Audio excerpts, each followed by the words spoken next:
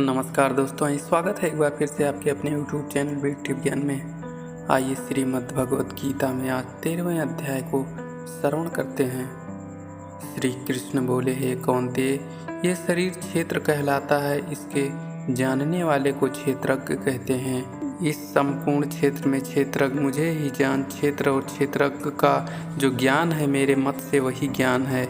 ये क्षेत्र कैसे रूप का है, उसमें कौन कौन विकार होते हैं, उसकी उत्पत्ति किस प्रकार से हुई है और क्षेत्र का क्या प्रभाव है, इत्यादि बातों का संक्षेप में कहता हूँ, सो सुनो। अनेक ऋषियों ने अनेक प्रकार के छंदों में इसको बताया है। वेदों ने भी पृथक पृथक वर्णन किया है और हित वाले ब्रह्मा सूत्र में पदों में भी यह ज्ञान निश्चय किया गया है। 5 महाभूत अहंकार, बुद्धि, अव्यक्त प्रकृति, 10 इंद्रियां, मन तथा 5 इंद्रियों के विषय तथा इच्छा, द्वेष, सुख दुख, संघात, चेतना, गृति तथा इनके समूह, संक्षेप में क्षेत्र और क्षेत्रज्ञ के यही विकार हैं। मान और पाखंड से रहित अहिंसा, सहनशीलता, सरलता, गुरु की सेवा, पवित्रता, अपने मन का संयम, इंद्रियों के विषय में विरक्त, अहंकार रहित और जन्म, मृत्यु, बुढ़ापा, रोग, दुखाद, दोषों का देखना, पुत्र, स्त्री, ग्रह इत्यादि में आसक्ति न करना और इनमें अपने को सुखी दुखी न मानना और इष्ट अनिष्ट की प्राप्ति में हर्ष विषाद रहित रहना, अनन्य भाव से मेरी भक्ति करना, एकांत में रहना, जन समूह में रहने से विराग, सदा स्मरण रहना कि मैं परम परमात्मा का ही अंश हूँ। ज्ञान प्राप्ति के उद्देश्य से मोक्ष को सर्वश्रेष्ठ मानना, इसे ही ज्ञान कहते हैं। इससे जो भिन्न है वो अज्ञान है। अब अज्ञेय का स्वरूप वर्णन करते हैं। जिनको जानकर मनुष्य को मोक्ष प्राप्त होता है वो आदि रहित पड़ों से बड़ा, अकथनीय होने से सत ही कहा जाता है और ना असत ही कहा जाता है। सब और उसके हाथ और चरण हैं और नेत्र, सिर और मुख हैं, सब और कान हैं। वही जगत में सबको घेरे हुए स्थिति है।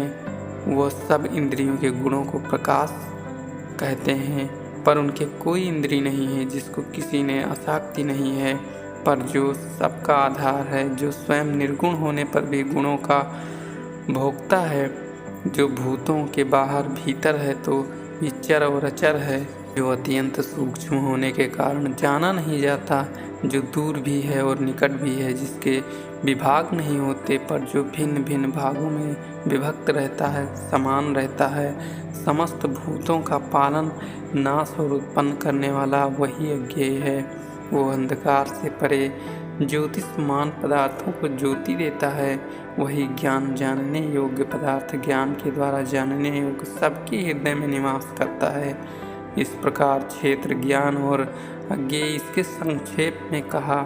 इसे जानकर मेरा भक्त मेरे पद के योग्य होता है। प्रकृति और पुरुष दोनों ही अनादि हैं। विकारों और गुणों की उत्पत्ति प्रकृति से हुई है। कार्य और कारण को प्रकृति उत्पन्न करती है।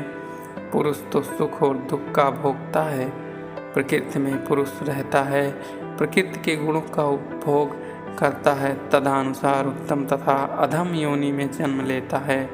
इस देह में उसे उपदृष्टा, अनुमंता, भर्ता, भोक्ता, महेश्वर, परमात्मा और परम पुरुष कहते हैं। इस प्रकार के गुणों के साथ प्रकृति और पुरुष को जो जानता है उसका रहन सहन चाहे जैसा हो, पुनः जन्म नहीं होता।